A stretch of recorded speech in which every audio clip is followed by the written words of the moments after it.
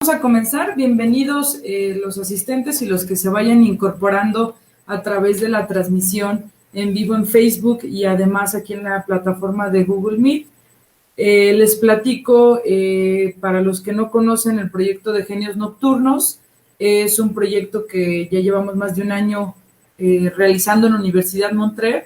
Es el proyecto de divulgación universitaria que propone la escuela para aterrizar y para indagar sobre temas que estén como en boca o en trending topic, y además que nos ayuden a la complementación del conocimiento que adquirimos dentro del aula.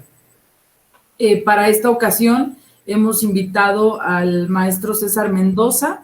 Él es licenciado en Psicología por la Universidad Autónoma de México, con especialidad en el campo de la psicología clínica.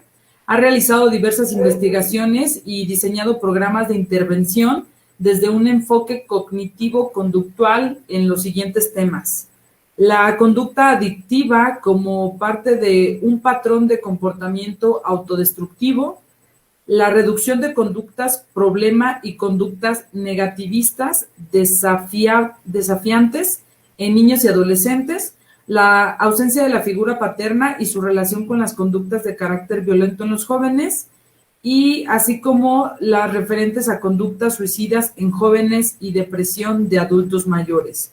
Él fue coordinador del proyecto Apolo para la salud mental integral del hombre para la atención del riesgo suicida, la conducta violenta y adictiva. Y viene hoy con un tema muy interesante porque, bueno, a raíz de la pandemia, a lo mejor ya es muy trillado, pero sí se han desatado bastantes temas muy tópicos que sí es importante que voltemos a ver. Y uno de es yo, mi peor enemigo. Vamos a ver la propuesta del tema que tiene el maestro César. Los invito a todos a que escuchemos la ponencia y las preguntas las dejemos hasta el final. Adelante, maestro.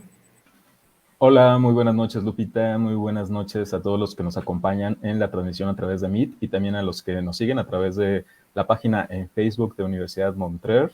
Muchísimas gracias por esta invitación para compartir este tema. Esperamos que sea de su interés y que todas las preguntas, comentarios, dudas que nos quieran hacer, pues las aporten a través de los comentarios en la misma transmisión o a través aquí también del mismo Meet para enriquecer y complementar, ¿no? Sobre todo los contenidos que aquí compartamos.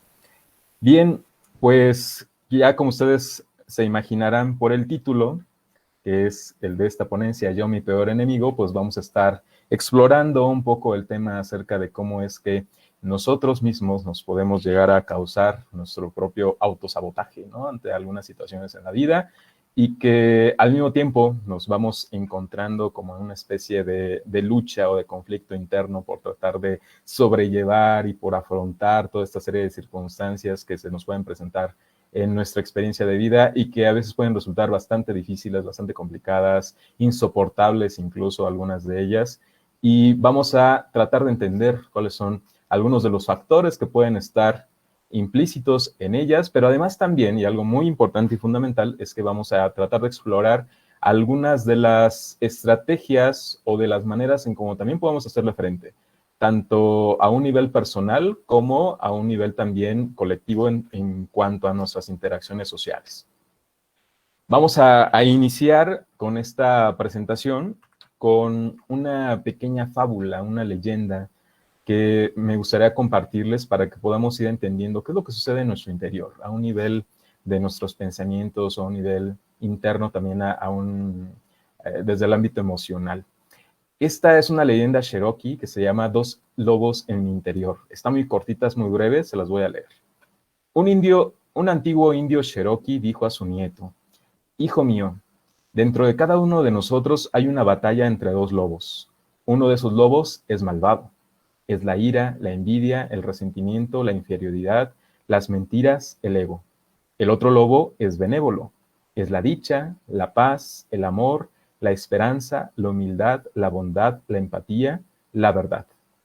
El niño pensó un poco y preguntó: Abuelo, ¿qué lobo gana? Y el abuelo le respondió: el que alimentas.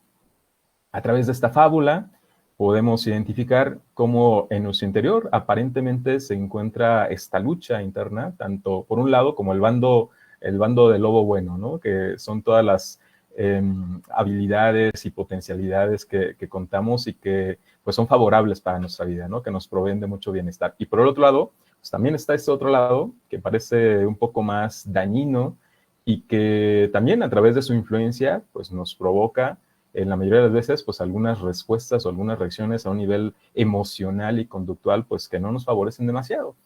Y ahí estamos, ¿no? Constantemente como tratando de equilibrar esta lucha o por lo menos tratar de que la parte del lobo benévolo se esté más presente y en ocasiones tenemos éxito en ello, pero en otras ocasiones no tanto.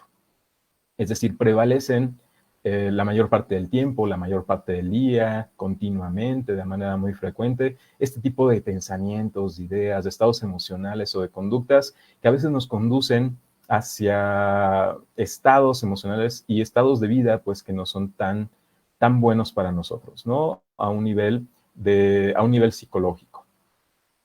Continuando, pues, con esta línea de nuestro tema, pues la primera pregunta sería, pues, ¿cuáles son o qué son esos comportamientos o esas conductas que son autodestructivas o autolesivas, las que pertenecen al bando del lobo malo?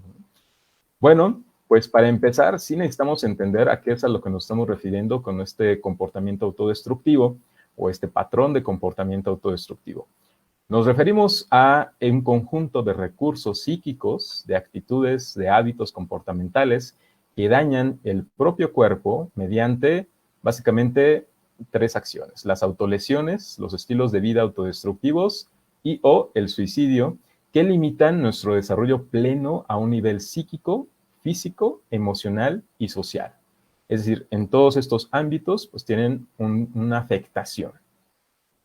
Una persona se vale de algunas de estas acciones o algunas de estas conductas para producir en sí mismo algunas aparentes sensaciones de control, de placer o de alivio ante pues toda una serie de acontecimientos o de cogniciones, ideas, pensamientos y emociones que le resultan desagradables, agobiantes o insoportables. Un poco más adelante vamos a ir explorando un poco más a detalle este tipo de condiciones, de estos comportamientos, de este patrón de comportamientos, pero vamos quedándonos como con algunas ideas clave, ¿no? Que se trata de justamente de estos recursos que están a nuestro alcance, es de lo que nos valemos, son como nuestras herramientas o las armas que luego traemos para enfrentar, afrontar, pues toda esta serie de situaciones que nos resultan pues agobiantes en nuestra vida, ¿no? Estas situaciones problemáticas que a veces pues no sabemos de qué manera afrontarlo y pues con lo que tenemos, ¿no? O con lo que hemos aprendido, con lo que a veces nos recomiendan o nos sugieren algunas personas cercanas a nosotros, ¿no? Y generalmente, o principalmente a las personas que son un poco más proclives o tendientes, ¿no? A valerse de este tipo de recursos, pues se van por el lado de algunos estilos de vida que son también autodestructivos a corto, mediano, largo plazo, o incluso a realizar algunas conductas o algunos comportamientos que los pueden llegar a pues atentar contra su propia vida. También de manera simple y de manera sintética podemos decir que este tipo de comportamientos autodestructivos pues también son interacciones que se dan entre nuestros pensamientos, nuestras emociones y nuestras conductas con las cuales ejercemos cierto grado de violencia dirigido hacia nosotros mismos. Hay esta asociación entre estos 3 elementos, ¿no? Pensamientos, emociones y conductas, que generalmente, al menos desde una perspectiva cognitivo-conductual, esa es la secuencia en cómo se van presentando, ¿no? Primero tenemos una idea, y a partir de esta idea, por alguna situación que estamos viviendo o pasando por nuestra vida, se empiezan a desencadenar como consecuencia de ese tipo de ideas o de creencias, pues una serie de emociones y conductas, pues que generalmente puedan tender hacia estados de malestar, ¿no? O estados de desagrado.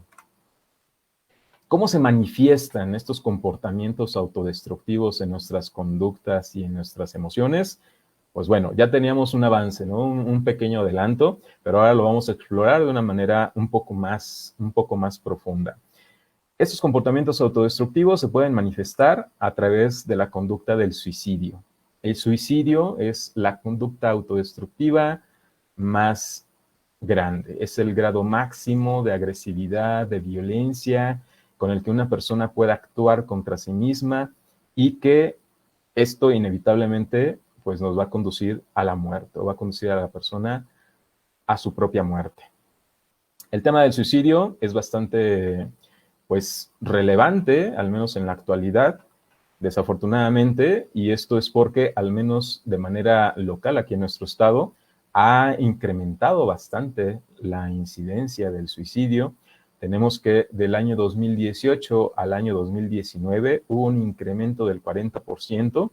Ustedes recuerdan, precisamente por allá a principios del año 2019, se empezó a escuchar mucho justamente como estas notas, ¿no? Estas noticias que salían en los medios de publicación, precisamente haciendo notar este incremento durante los primeros meses, el cual se sostuvo e incluso aumentó en los meses siguientes hasta llegar a estas cifras desafortunadas, ¿no? En donde, pues sí, se llegó a un incremento del 40% en comparación de un año con otro, y luego del año 2019 al año 2020 hubo un incremento incluso más del 10%.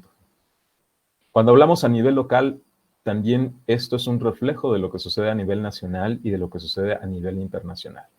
En cuanto a la tendencia de quién es el grupo o la población que está siendo más afectada por ese tipo de condición, pues tenemos que el 80% de las personas que se suicidan son hombres. Por lo tanto, pues la población que es más vulnerable en este sentido, pues es esta población, la población masculina. Y de ahí, pues luego también podemos explorar un poco más a detalle para ubicarnos en el grupo de los jóvenes, de los 18 a los 30 años aproximadamente, en donde también la incidencia es la más elevada.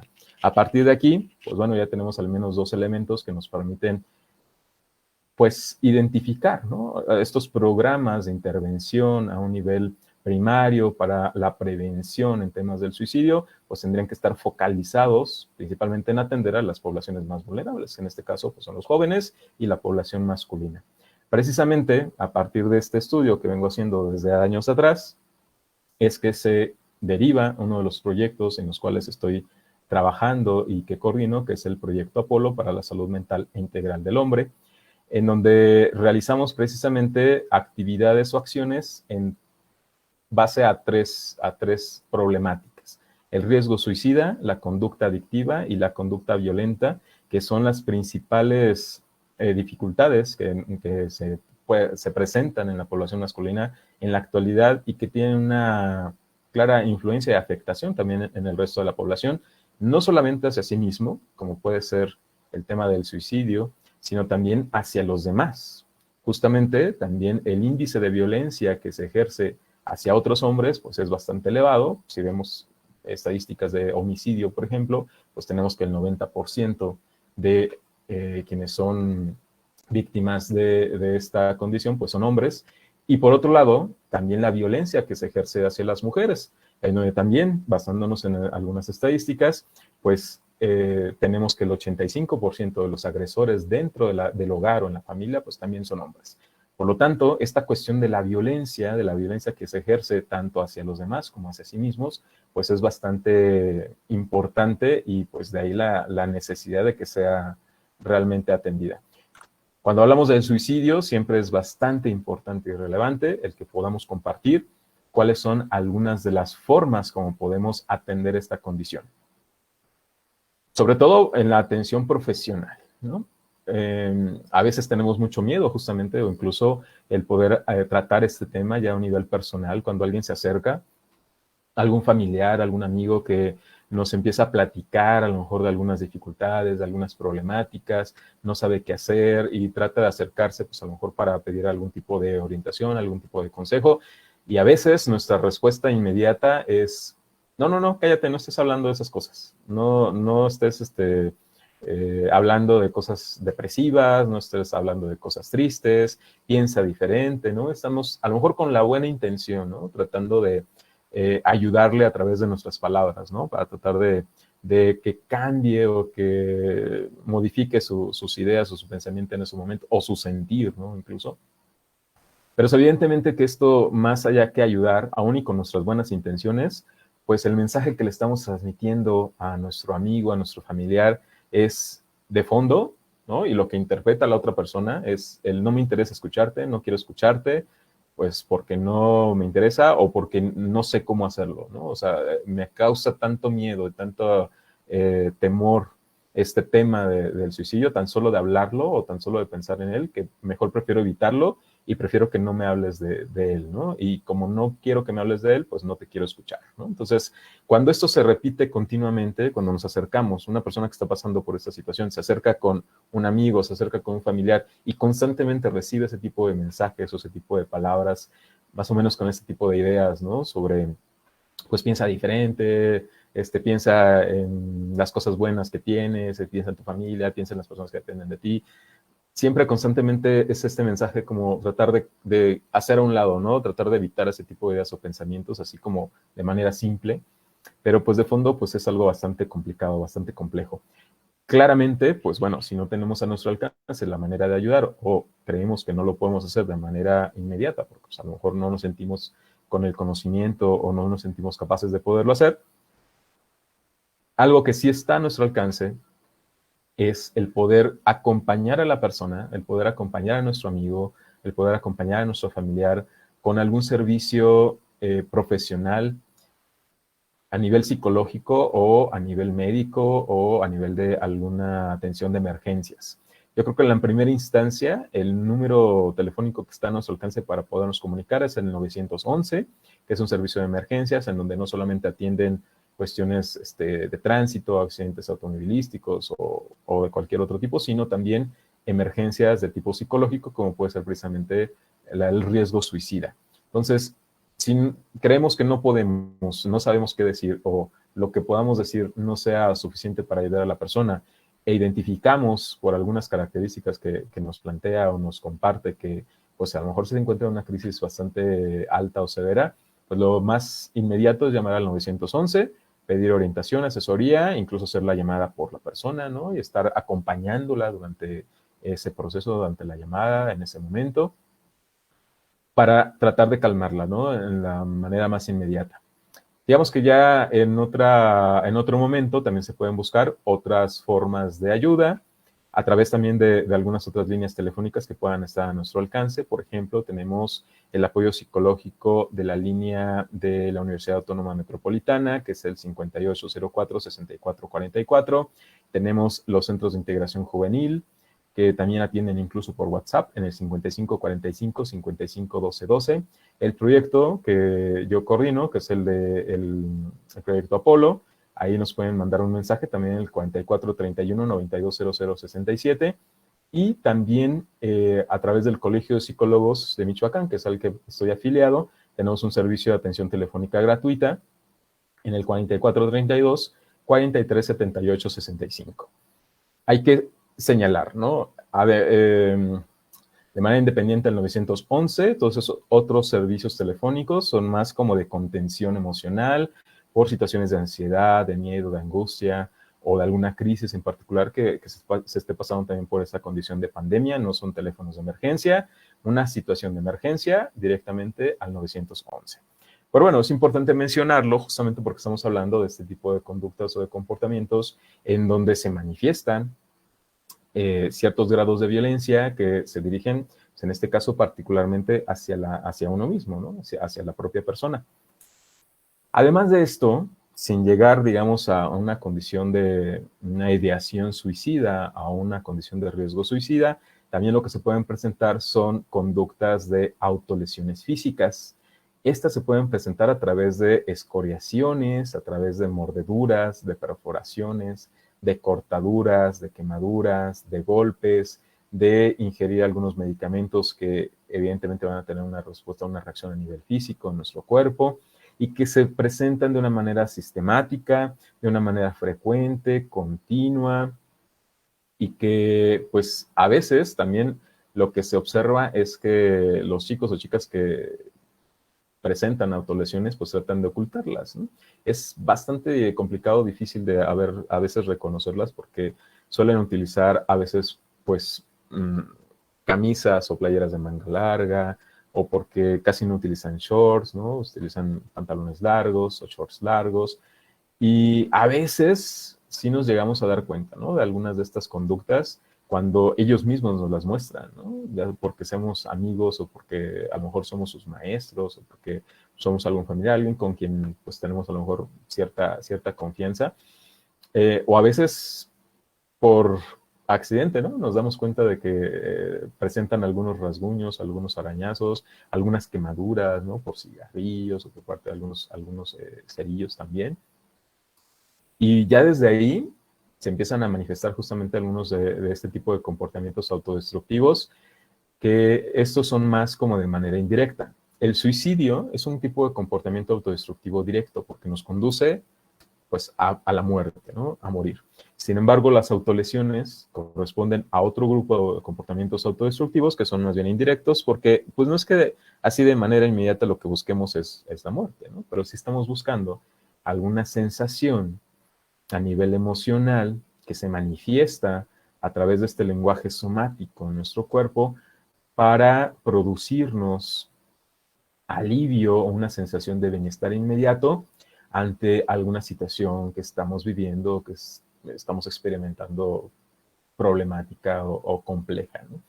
Estas sensaciones precisamente se producen porque al momento que nosotros estamos realizando esta acción de autolesionarnos, activamos de manera inmediata o estimulamos en nuestro cerebro las conexiones neuronales que producen, por ejemplo, pues básicamente endorfinas, ¿no? Que es lo que estamos también buscando como un analgésico natural ante estas situaciones de dolor y de sufrimiento que estamos viviendo a nivel emocional, pero que no podemos tocar, ¿no? Que no son tangibles, no las podemos palpar para tratar de curarlo o ponerles una curita, así como si fuera una herida física, ¿no? No lo podemos hacer de esa manera.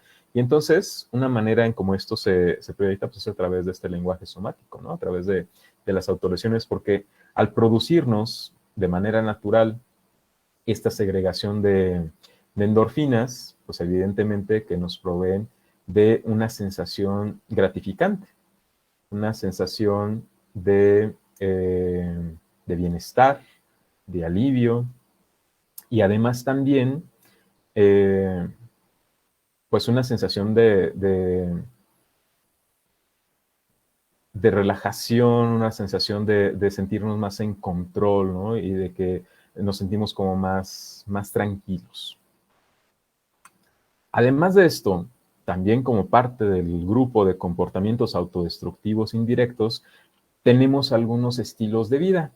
Insisto, les llamamos indirectos, sobre todo porque no es que directamente así de manera inmediata nos estén conduciendo a la muerte, sino estos más son como tipo de comportamientos o conductas, hábitos que a mediano plazo o a la larga sí podrían conducirnos a una cuestión de poner en riesgo nuestra integridad, ¿no? La integridad de nuestra vida. Algunos de estos estilos de vida que se consideran como comportamientos autodestructivos indirectos son conductas temerarias o conductas de riesgo a través de algunas acciones como, por ejemplo, no sé si ustedes recuerdan, pero hace algunos años estaba como muy de moda entre los mismos jóvenes a través de las redes sociales el ponerse retos, ¿no? Retos para realizar ciertas acciones que los ponían como en peligro, ¿no? O que les causaban algún tipo de lesión o que incluso los conducían a su propia muerte. Y el realizar o llevar a cabo ese tipo de conductas temerarias precisamente pues es también algo que es un acto de violencia que estamos ejerciendo hacia nosotros mismos y que además estamos promoviendo a que otras personas realicen. También otro tipo de conductas o comportamientos autodestructivos que a largo plazo nos pueden conducir también a poner en riesgo nuestra integridad física o nuestra vida son los trastornos de la conducta alimentaria a través de la bulimia, de la anorexia, pues le estamos haciendo un daño a nuestro cuerpo, ¿no? Al no alimentarlo adecuadamente, al no proveerle de los nutrientes que a nivel físico necesita o requiere para mantenerse con vida, ¿no?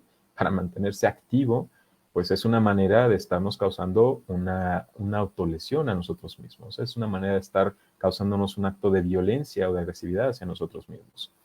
Otro tipo también de estilo de vida pueden ser las conductas sexuales de riesgo, es decir, el resistirnos a utilizar preservativos, por ejemplo, o el resistirnos a utilizar algún método de prevención de enfermedad de transmisión sexual, pues evidentemente también pone en riesgo nuestra salud y nos pone en riesgo en nuestra propia vida, ¿no? A la larga, ¿no? A largo plazo. La dependencia a relaciones afectivas, que también nos pueden causar algún tipo de violencia, ¿no? Hacia nosotros. Una cosa es que sí, sea responsable la otra persona de estos actos agresivos, estos actos violentos que dirige hacia los demás, pero también hay que tener en cuenta lo que a nosotros nos corresponde en parte, ¿no? En cuanto a por qué permitimos o admitimos que se sigan ejerciendo ese tipo de actos hacia nosotros, ¿no? Si nos damos cuenta que eso es algo que nos está causando un daño, ¿por qué continuamos manteniéndonos en esa misma dinámica? Es decir, estamos promoviendo un acto de violencia hacia nosotros mismos. Otra manera en cómo se puede manifestar a través de nuestros estilos de vida puede ser el trabajo o el ejercicio en exceso. Aquí también hay que tener en cuenta que algunas de estas conductas a veces son bien vistas a nivel social. Por ejemplo, el ejercitarse pues es algo saludable, ¿no? Al menos tenemos la concepción de que es algo sano. Se convierte en una conducta autodestructiva cuando lo hacemos en exceso, cuando lo hacemos de manera obsesiva y cuando esto ya se convierte en una cuestión de vigorencia, por ejemplo, ¿no? En donde ya es una condición de que nos produce, nos genera bastante ansiedad y enojo el no poder ir un día al gimnasio, ¿no? O cuando estamos ahí, el excedernos con el ejercicio y en donde estamos provocando que nuestro propio organismo se consuma a sí mismo, ¿no? O sea, que consuma su propia energía, hasta el grado en el que podemos encontrarnos en un riesgo de salud. Entonces, ya cuando esto se sale como de los límites de lo que se puede considerar como sano o saludable, puede llegarse a convertir en un estilo de vida que nos va conduciendo a un estado de una lenta autodestrucción. El trabajo en exceso también, ¿no? Consideramos, incluso es muy bien visto por parte de algunas empresas, ¿no? El que una persona, por su propia iniciativa de voluntad, pues trabaje más horas de las que le corresponden en su jornada laboral, por ejemplo, ¿no? Y que lo haga sin pagarle, pues todavía mejor. Sin embargo, todo lo que la misma persona se está provocando a sí misma, pues es generalmente una condición de estrés excesivo, en donde ya sobrepasan pues todas sus capacidades físicas, mentales y emocionales, la cantidad de trabajo que se llega a dar. Pero asimisma, ¿no? Se sigue manteniendo como con esta idea de que, esto significa para mí que estoy siendo productivo, ¿no? Esto significa para mí que soy un buen trabajador y que van a ver mi buen desempeño y voy a alcanzar buenas metas y puestos mejores dentro de la empresa, ¿no? Y a veces eso sucede y es precisamente lo que refuerza ese tipo de comportamiento. Sin embargo, es a costa del deterioro que estamos teniendo a un nivel físico y a un nivel emocional y mental. La vida sedentaria también puede ser otro tipo de estilo de vida que nos puede conducir a una lenta autodestrucción. El descuido personal, el distanciamiento físico y social, también con las personas que antes eran cercanas, nuestros amigos, nuestra familia. Y por último también estilos de vida como las adicciones. En particularmente, también les quiero compartir pues, un dato muy importante y relevante, ya que en la actualidad, pues alrededor del 9% de la población mexicana presenta algún consumo excesivo de alcohol, drogas y tabaco en promedio, ¿no? Porque en el caso de algunas drogas en específico, esto incluso se incrementa el porcentaje un poco más o también puede disminuir, ¿no? Pero más o menos en promedio, este es el dato que tenemos a través de algunas estadísticas.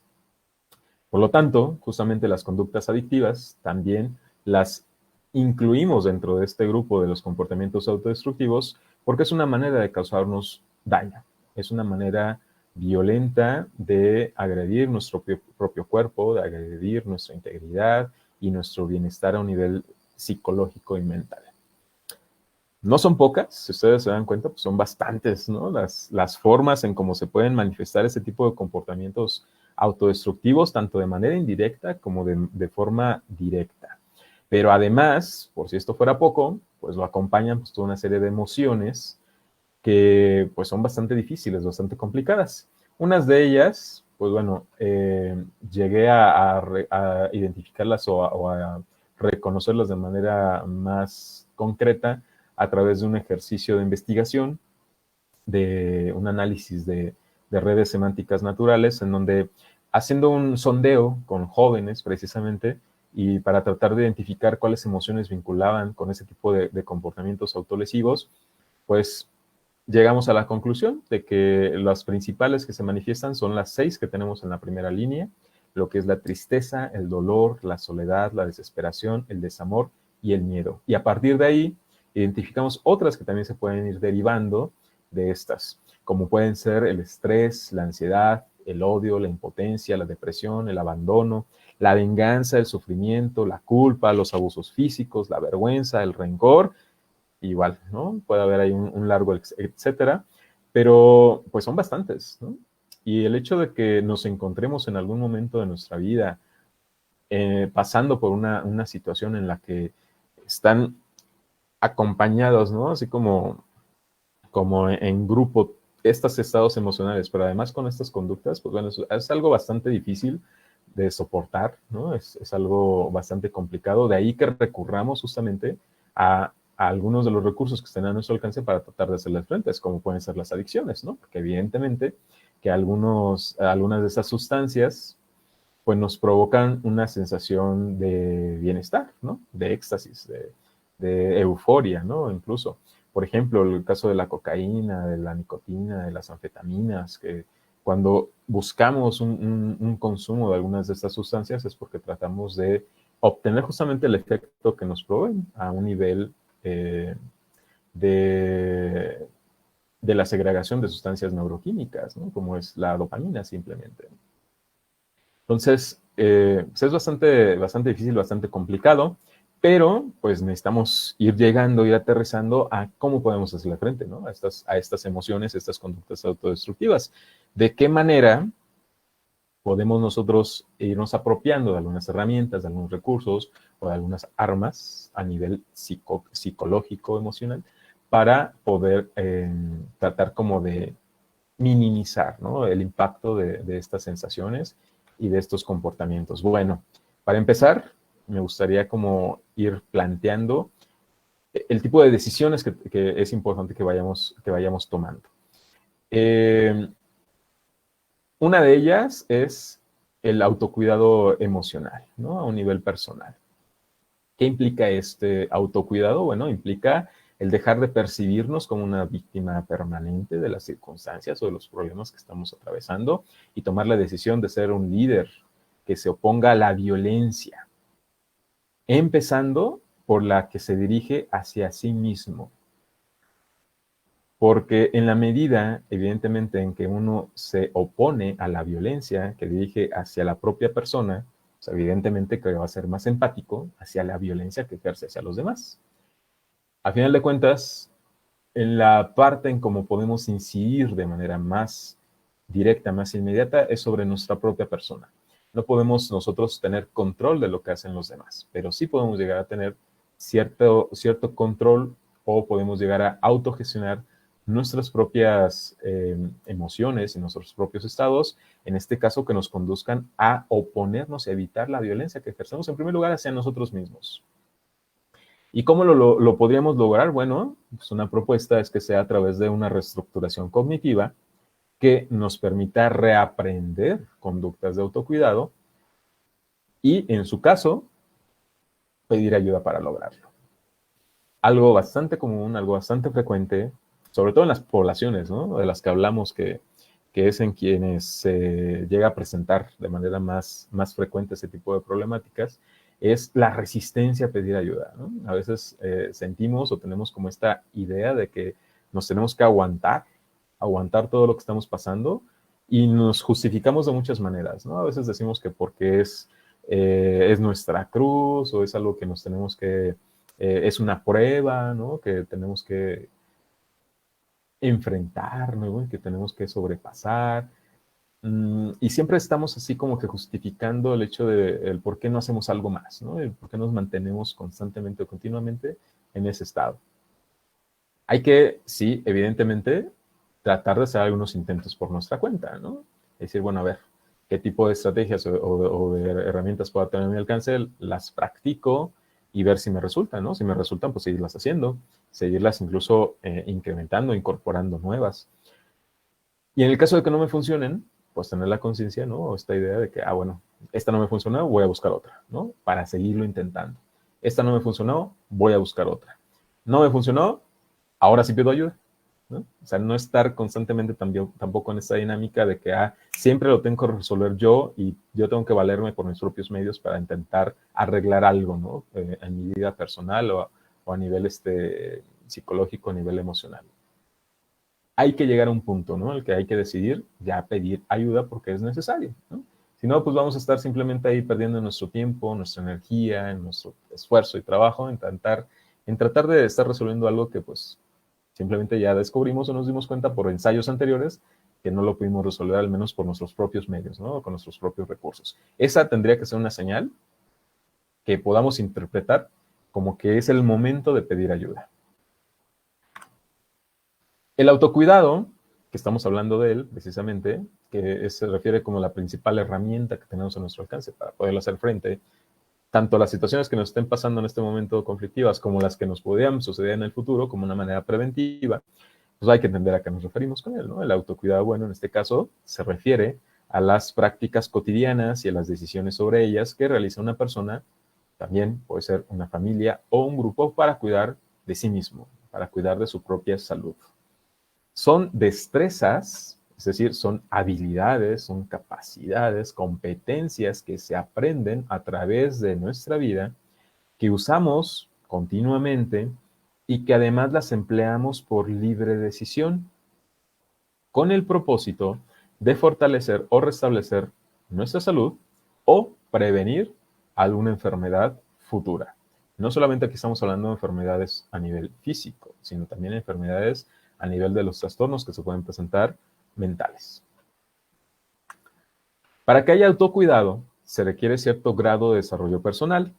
Este desarrollo personal, pues, está mediado permanentemente y se fortalece a través de el autoconcepto, el autocontrol, la autoestima, la autoconciencia, la autoaceptación, autorrespeto, autoconocimiento, autorrealización, autorregulación, autoempatía y autoafirmación positiva.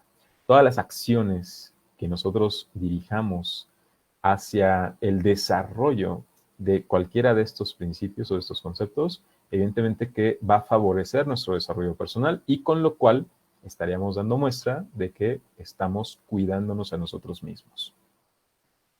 También para que haya autocuidado se requiere identificar, desarrollar y potenciar nuestro capital psíquico.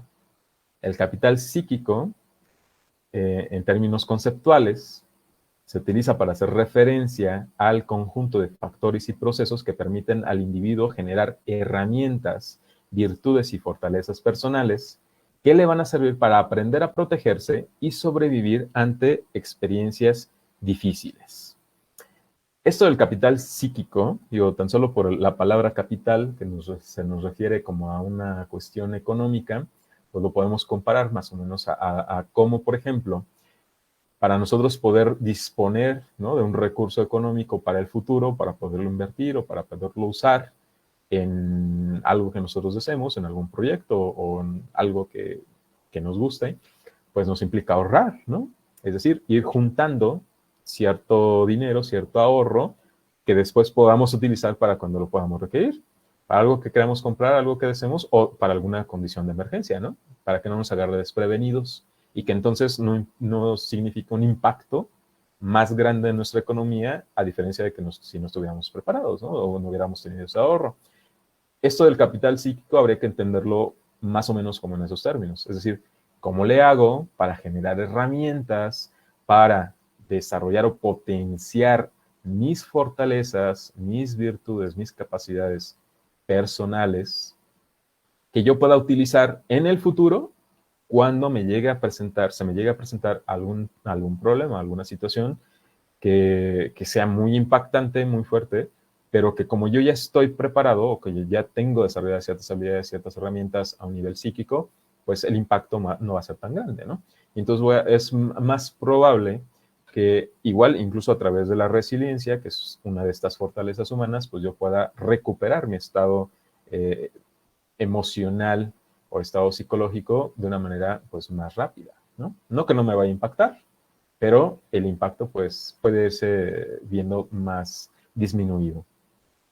Para concluir, me gustaría compartirles, así como de manera práctica y de manera concreta, algunas de estas habilidades, capacidades, competencias o fortalezas personales que nosotros podemos desarrollar y que nos puedan permitir ir incrementando nuestro capital psíquico.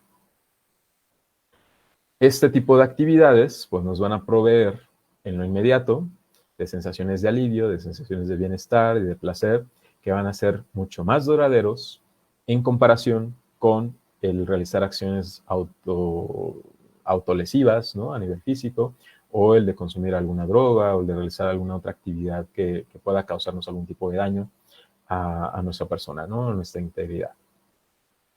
Son muchas, en realidad podemos tener aquí una lista bastante larga de acciones o actividades.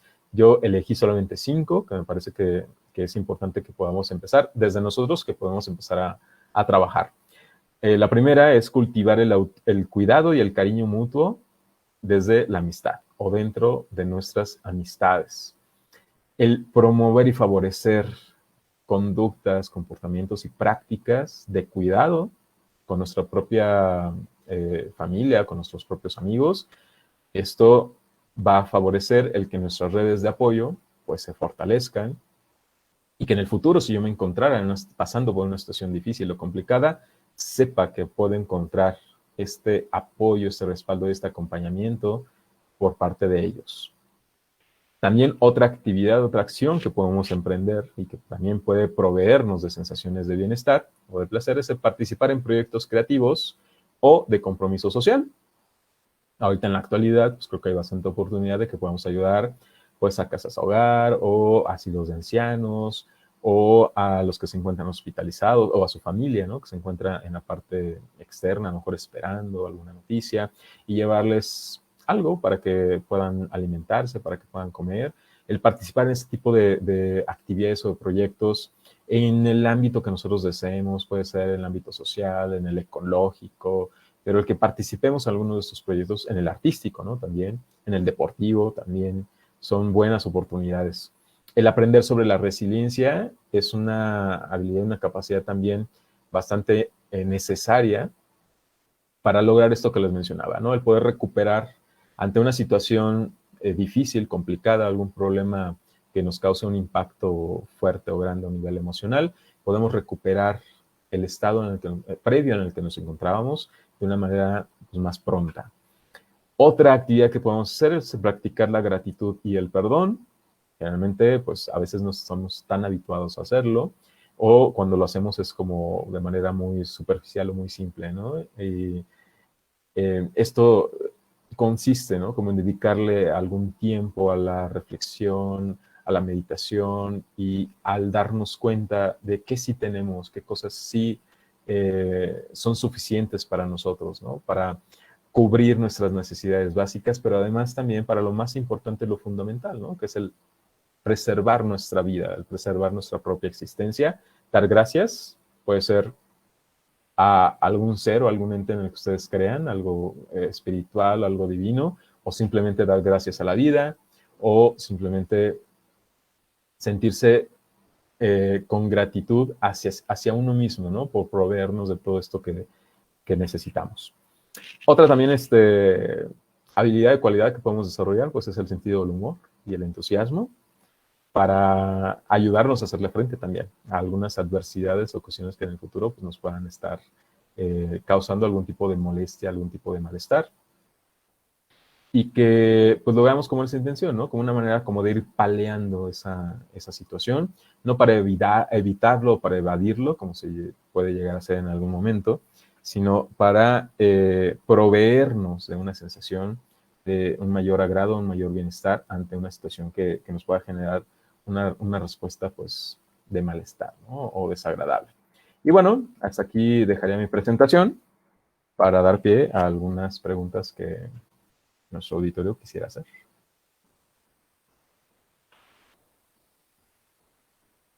Muchísimas gracias, maestro. Qué importante saber este tema. Creo que primero el dimensionar en qué nos estamos autolesionando o en qué nos estamos lastimando, creo que es muy importante para sí mismo determinar si lo vamos a seguir permitiendo o si lo vamos a seguir haciendo. Y luego estas acciones de el cuidado que debemos de tomar, la verdad es que muy interesante. Eh, Le agradezco mucho toda la información. Acá en el Facebook nos dejan un comentario, déjeme checar. Bueno, un chico que quiere estudiar de Huetamo nos manda saludos, quiere estudiar arte digital. No sé si tengan alguna pregunta aquí igual en el Google Meet y de igual manera en Facebook, si tienen alguna pregunta que nos pudieran hacer y aquí con gusto nos va a apoyar el maestro César.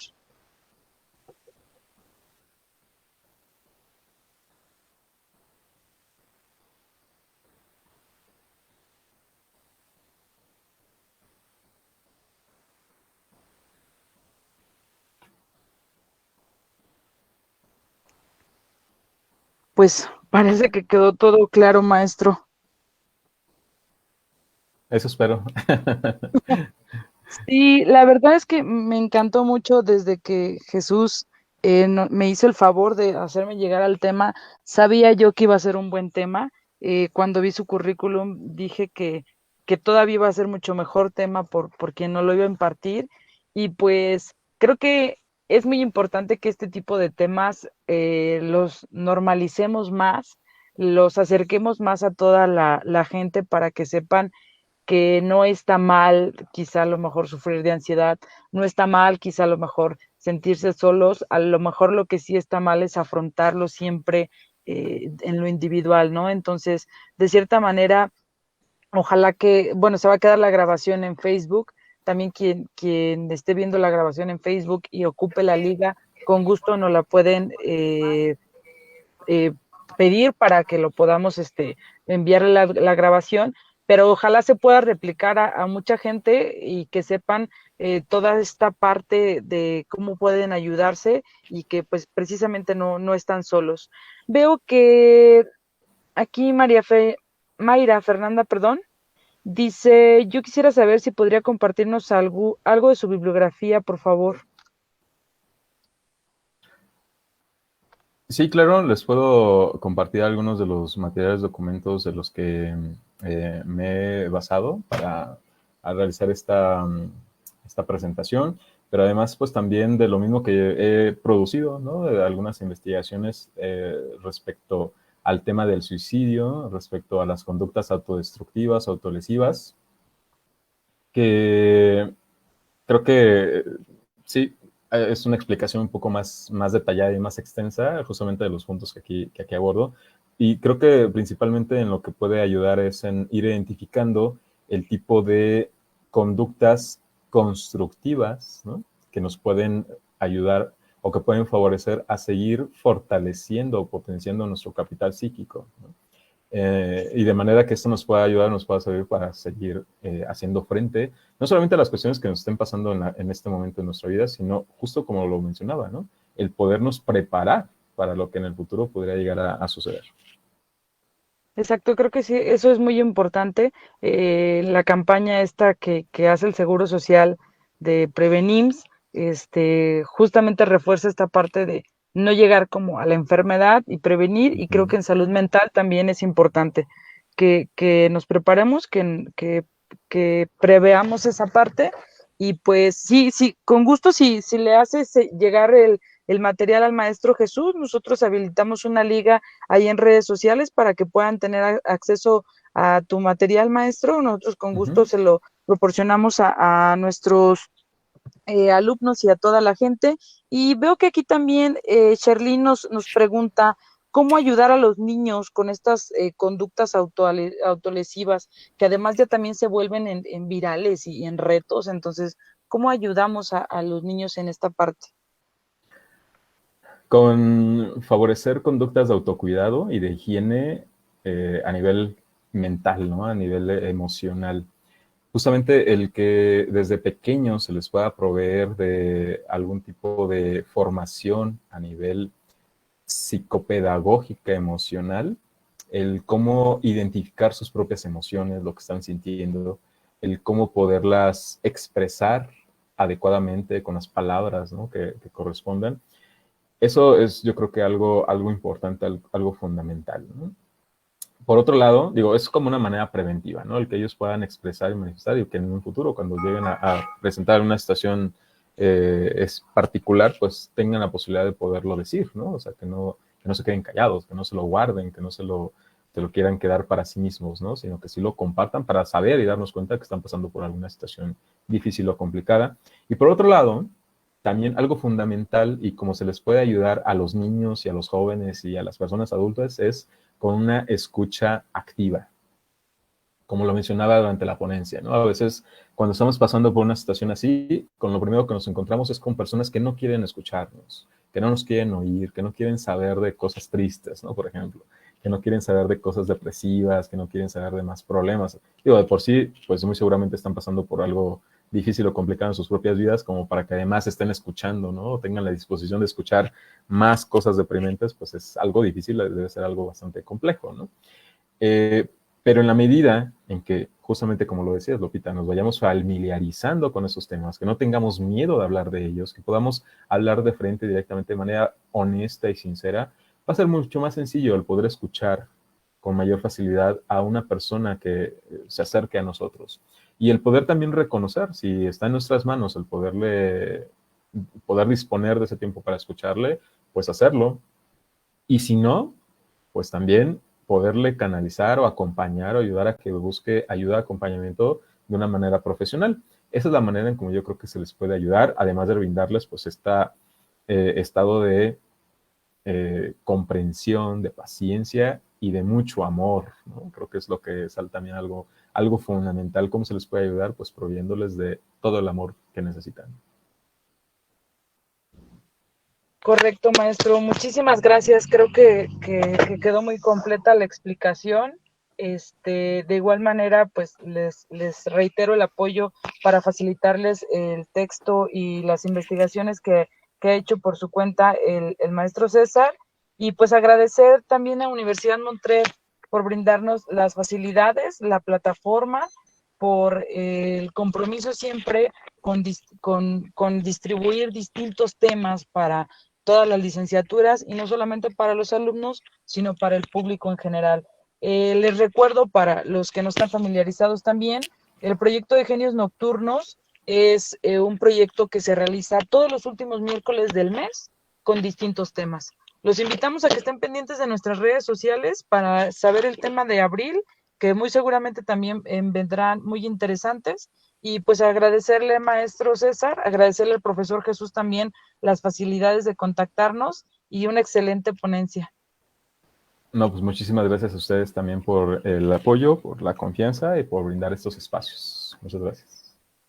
Gracias a todos por ser Genios Nocturnos. Nos vemos en la próxima emisión.